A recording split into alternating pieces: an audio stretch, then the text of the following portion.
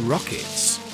They've been around for about 700 years, and they're powerful, volatile, expensive, and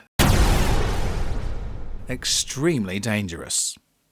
And this is Stuart. He's a perfectly sane commercial airline pilot, and he wants to strap one to his back and fly around as free as a bird, no matter if he almost kills himself in the process, which, incidentally, has already happened. That's one small step for man. Back in 1969, the American government managed the impossible dream and put mankind on the moon. This was the culmination of an incredible technological achievement, but it also represented much, much more, because for thousands of years human beings had dreamt about setting foot on that mysterious orbiting rock. It's safe to say that another equally huge obsession of mankind has been to be able to fly, as free as a bird you might say, right here on planet Earth. This fascination led, eventually, to the creation of the aeroplane, but then again, not before the exploration of more natural methods. Aeroplanes have become bigger, faster, and with more incredible comforts than the Wright brothers could ever have imagined, and yet, still, there's that one elusive goal: to experience unfettered flight in the same way that winged animals have been doing for millions of years. To be able to instantly go from A to B with nothing more than the metaphorical hop, skip and a jump. And if you want to do that, there's only one thing that you're going to need: a jetpack. However, there's one small but really important detail that all budding jetpackers have got to bear in mind.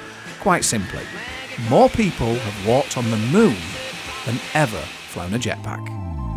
So why, with all the untold billions upon billions of dollars that have been spent on research and development, has the jetpack still not made its way from fantastic dream to a feasible reality?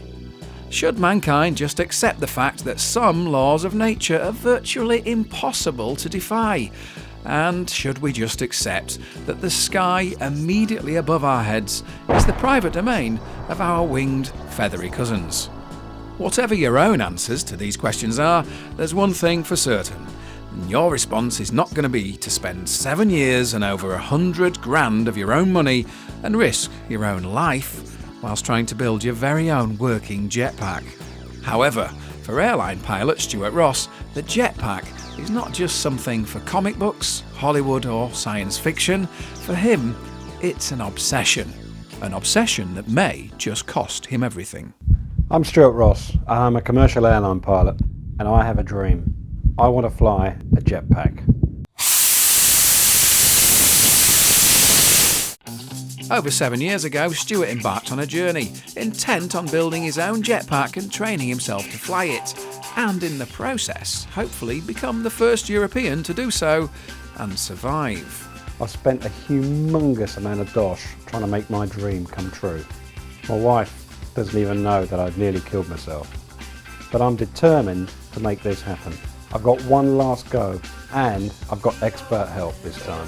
It goes against everything you've known to do, because you're just defying gravity totally with the power, so it's quite an amazing feeling.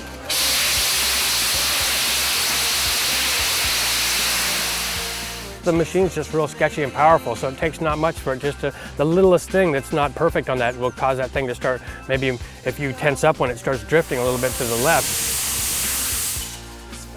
You know, the biggest fear is crashing this machine.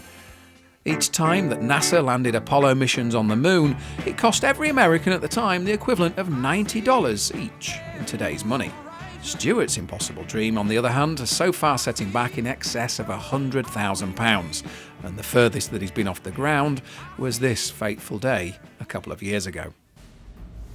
It went seriously wrong right from the beginning, thinking I've really got to get this shut down, otherwise God only knows where I'm going to end up.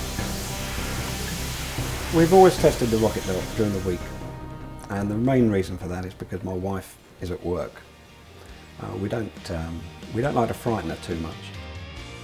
Follow Stuart as he throws everything into the ring for one final attempt to achieve his seemingly unreachable goal of jetpack flight. enlisting the help of one of the world's most famous and successful jetpack pilots as he bids to lift himself from nadir to zenith, from zero to hero, and from reality to his impossible dream.